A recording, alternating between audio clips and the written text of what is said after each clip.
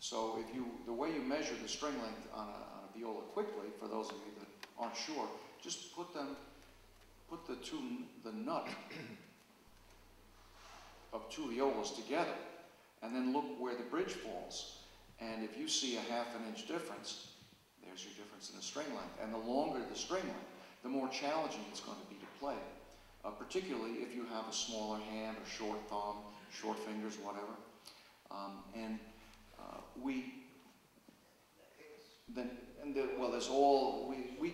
We're trying not to make this too wonkish and talk about what it would take. I mean, any one of us could lecture for a full day on the shaping of a violin, viola, cello neck.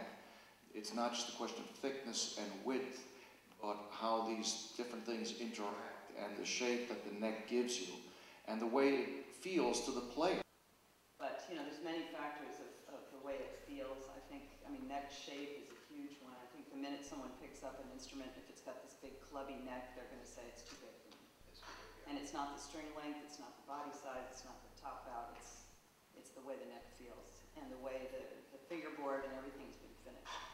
And I think it's very important for modern makers or anybody who's doing restoration work to take that into consideration, not just go by measurements and rules, but to actually feel it and make sure that it's comfortable for the player, and to work with the player, because everybody has different needs, different hand sizes, etc. Others will have to be patient. There's 3 points that regulate the action of the instrument. The action is how much you have to pull the string down to reach the fingerboard.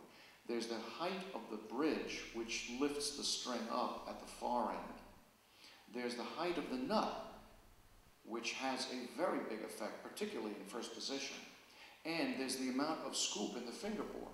So very often when people have this problem of the string height feeling very high, but the bridge is cut down and the problem still exists, what you've got is a fingerboard that is warped and curved so that in the center it's really high. The strings are in the same spot, but it's the fingerboard underneath has gotten into that shape.